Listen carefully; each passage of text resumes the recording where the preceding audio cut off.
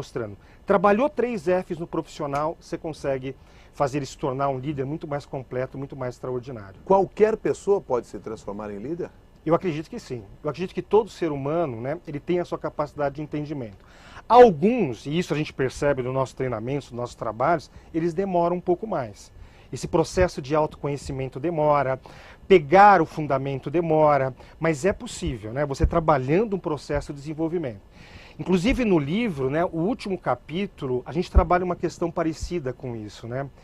Esse livro ele tem uma característica interessante porque ele não acaba quando termina. O último capítulo do livro, ele vai ensinar a pessoa, o leitor, né, a continuar o seu processo de aprendizado. Poxa, não é um livro de 192 páginas que vai me transformar num líder extraordinário. Então a gente mostra um mapa de como ele continuar o seu aprendizado. Na verdade, a gente faz uma avaliação das 8 competências mínimas de um líder completo. E ensina a pessoa a ir buscar uma nota 9 ou 10 em cada uma dessas competências, né? Para quê? Para ele não continuar o aprendizado. Então, sendo mais direto na sua resposta, sim, sendo que alguns vão demorar mais e outros vão pegar com muito mais facilidade esse processo. Quais são as 8 competências de um líder? Vamos lá. A primeira que a gente coloca é a comunicação, né? Um líder ele tem que ser um exímio comunicador. As pessoas têm que compreender de uma forma muito fácil aquilo que ele fala. Às vezes, muitas empresas me contratam para dar treinamento de comunicação. Eu confesso que dá até dó de cobrar. Porque a responsabilidade da comunicação é do comunicador. Né? O líder tem que se responsabilizar pela comunicação. O outro entender, o seu liderado entender. Então, ele tem que trabalhar muito essa competência. A segunda é gestão do tempo. Ele tem que saber gerir o seu tempo. Né? Você até está fazendo essa cara, né? Gerir o tempo. Essa é uma das competências mais baixas que a gente conta dos líderes. Hoje tem muito líder operacionalizando. Né? A gente vê nas empresas que o presidente está indo para o lado, caindo para diretor, o diretor caindo para gerente, o gerente para supervisor, o supervisor para operacional. Todo mundo está caindo um nível.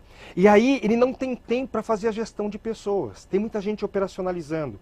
Precisa elevar essa competência. A terceira, fazer as pessoas trabalharem em equipe. Phil Jackson, um treinador de basquete americano, ele define trabalho em equipe de uma forma excepcional. É quando um contribui com a deficiência do outro. Então, se na sua área, né, alguém está com dificuldade, com deficiência, alguém vai lá e contribui com essa pessoa, isso é trabalho em equipe. Se não existe isso na sua área, não trabalha bem em equipe. E você, líder, vai ter que trabalhar isso daí no seu pessoal. Né? O quarto ponto que a gente batalha bastante também é resiliência. Né? Resiliência, de uma forma simples, é a habilidade humana de você passar por pressão, passar por dificuldade e mesmo assim conseguir um resultado positivo. Né? Inclusive, antes de lançar esse livro, eu lancei exatamente o livro que falava sobre isso. Né? Resiliência, como superar pressões e adversidades no trabalho. Né? Eu tenho que saber aguentar a pressão, porque vai ser pressão o tempo todo. E como passar essa pressão para baixo de uma forma produtiva. Né? Então, muita resiliência. Né? O quinto elemento é feedback. Como dar feedback para os nossos liderados? Existe uma pesquisa que mostra que 90% dos líderes não sabem aplicar feedback nos seus liderados. Ou eles erram porque não dão feedback, não pontuam que a pessoa está indo bem ou está indo mal, ou quando dá o feedback de algo errado, que está indo errado, dá um feedback muito ofensivo, disparando medo, tristeza ou raiva nos seus liderados. Né? Então, trabalhar essa questão é uma coisa muito importante. O sexto ponto, melhoria contínua. Né? Um líder extraordinário, ele está sempre preocupado em fazer mais rápido, mais barato e com mais qualidade. Ele está todo momento preocupado com essas 3 perguntas. Né?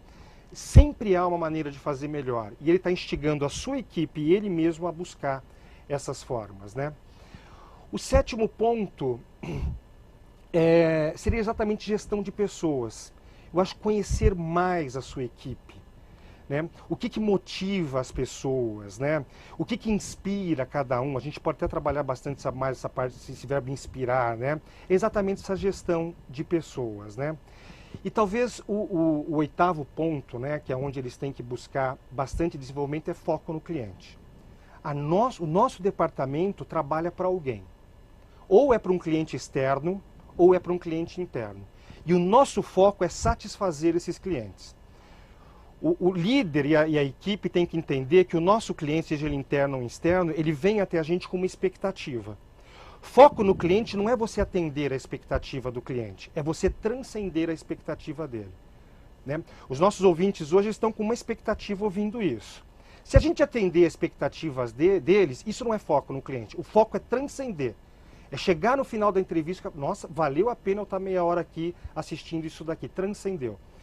Então, a gente ensina como ele medir essas 8 competências, essas 8 habilidades, né? E como ele buscar mais desenvolvimento para elevar cada um desses pontos, ter uma nota 9 ou 10 em cada um desses pontos. Hoje aqui no Mundo Corporativo nós estamos conversando com o Ricardo Piovan, consultor dedicado a essa questão do desenvolvimento de habilidades para os líderes. E você pode participar dessa nossa conversa pelo Twitter. Você manda a sua mensagem para o @Jornal da CBN e pelo e-mail o mundocorporativo@cbn.com.br. Pergunta que chegou também pelo Twitter, assinada pelo Douglas. O líder completo, que leva anos para ser formado, corre o risco de deixar de ser um líder quando é promovido? Ah, sim. Exatamente, trabalha-se muito essas questões, né? Eu vou muito nas organizações e as pessoas acabam de pegar uma posição de liderança. E aí eles começam a se assustar, né? Eles não sabem lidar exatamente com essa situação, né? E aí a gente acaba colocando muito, ó, não é... Porque a nossa liderança, ela é muito modelo do que a gente viu de liderança anteriormente. Ou dos nossos pais, ou do nosso primeiro gestor, ou do nosso líder atual.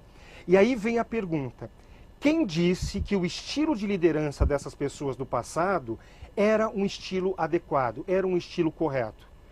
Quando a pessoa entra num processo de liderança, ela tem que começar a questionar. Não é porque fizeram essas coisas comigo no passado que eu vou repetir isso daqui e vai ter o mesmo sucesso. Eu tenho que questionar. Eu gosto muito de uma frase de Einstein, né, onde ele fala algo mais ou menos assim. A definição de insanidade é você fazer a mesma coisa e querer um resultado diferente. Então, eu uso um estilo de liderança, eu não estou tendo um resultado legal, eu preciso fazer algo diferente. E é aí onde entra aquele segundo F que a gente falou. Vai buscar fundamento. Existem outras formas de liderar, que talvez tenha mais resultado com aquela equipe do que você está copiando modelos de pessoas antigas. E as novas gerações exigem um novo tipo de liderança? Não tenha dúvida. A geração Y, né, ela é uma geração muito questionadora. Ela é uma geração que ela não cria aquele vínculo tão intenso como, né, a geração Baby Boomer e o X tinham com a organização. A geração Y, eles querem resultados muito imediatos. E muitas vezes dentro de uma empresa o resultado não é tão imediato assim. Então o líder, ele tem que ter uma coisa que o Walt Disney trabalhava excepcionalmente com os seus liderados, né? Ele tem que ter mais minutos de qualidade com os seus liderados. Aí talvez aonde trabalhar esse verbo inspirar, que a gente fala tanto dentro no livro, né? Muitas vezes essa geração mais nova, eles vêm para o mercado de trabalho, né, com a ideia de que trabalho é um fardo. Né? Trabalho é uma coisa ruim, trabalho é uma coisa obrigatória para eu pagar minhas contas, tal, não sei o quê. É aí aonde o líder entra, que ele tem que mostrar o benefício do trabalho para esse liderado. O verbo inspirar é exatamente isso. Qual o propósito? Por que você está trabalhando? Eu tive uma empresa por 18 anos, né, uma soft house onde desenvolvíamos sistemas para a área de comércio exterior. Eu tive uma liderada, Milton, que assim, ela entrou, recebeu o treinamento e dava muito resultado.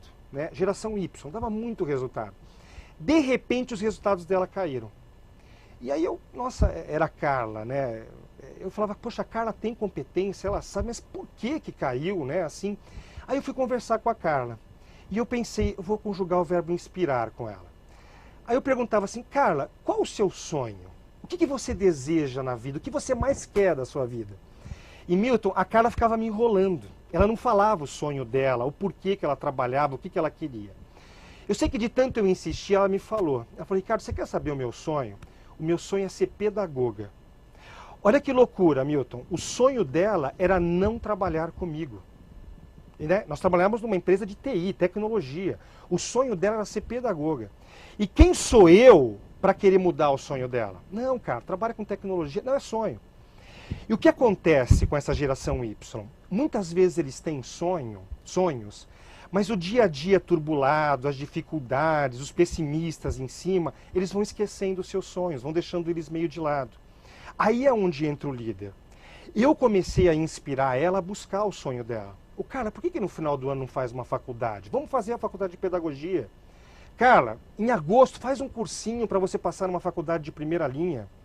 Eu sei que foi assim, Milton, né? Eu tive tantos minutos de qualidade do trabalho, minutos de qualidade com ela. Nós estamos em fevereiro, chegou em agosto, ela fez um cursinho, chegou no final do ano, ela passou na universidade.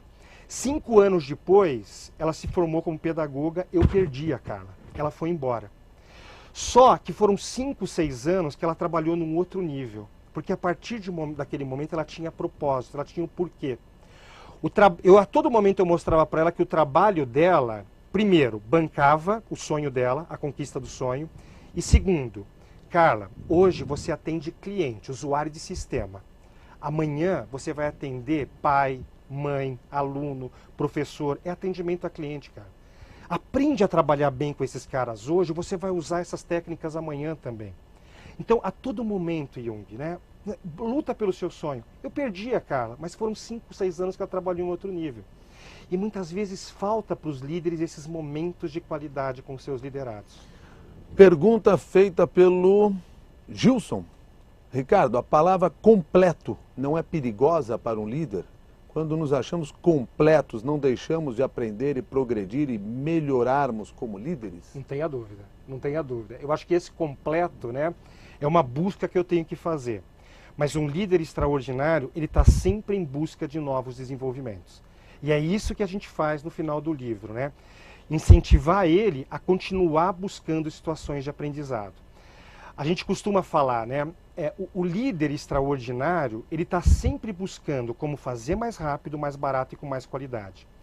Porque se eu não fizer mudanças aqui na minha organização, talvez o meu concorrente faça. E ele vai ser ter mais sucesso que eu. E muitas vezes, eu, líder, eu não sei fazer as mudanças dentro. O que eu tenho que fazer? Eu tenho que buscar conhecimento. Eu sempre dou o exemplo, né, do líder. Tem líder que ele vê uma fila, ele vai lá e organiza a fila. Ele faz a fila andar, funciona, ele é um bom líder. O líder extraordinário é aquele que olha a fila e ele vai lá, arruma a fila, faz ela andar, mas depois ele fica perguntando, o que eu vou fazer para acabar com essa fila? E aí é onde entra essa busca pelo conhecimento que o ouvinte está falando, né? Muitas vezes, Milton, ele não sabe acabar com a fila. Ele não tem a mínima ideia de como acabar. Só que ele sabe perguntar, como eu vou acabar? Como eu vou acabar? E de repente ele se depara com um livro, existe esse livro, é um livro chamado A Teoria da Fila, que é um livro que te ajuda a diminuir ou até mesmo acabar com filas. Ele vai buscar o conhecimento, implanta o conhecimento, muda aquilo que tem que mudar e acaba com a fila. Então, ele está correto, né? Liderar é um processo de eterno aprendizado. Porque nós estamos falando muito de geração Y. Daqui a pouco vai vir a geração Z. Daqui a pouco a minha filha de 19 anos está entrando no mercado de trabalho. A forma de liderar o Z é completamente diferente de liderar o Y. Eu vou ter que buscar esse conhecimento para fazer o Z dar resultado. É uma busca de conhecimento eterno, não tenha dúvida. Você identifica 4 tipos de comportamento do líder. Dominância, influência, estabilidade, conformidade. Isso. Alguma delas é a melhor? Eu sempre digo, na verdade não é comportamento, são perfis comportamentais, né? Porque dentro de dominância vai ter vários comportamentos, influência vários, estabilidade, conformidade vários. Eu sempre costumo dizer que não existe o líder certo e errado. Existe o jeito que você é e você saber trabalhar suas limitações.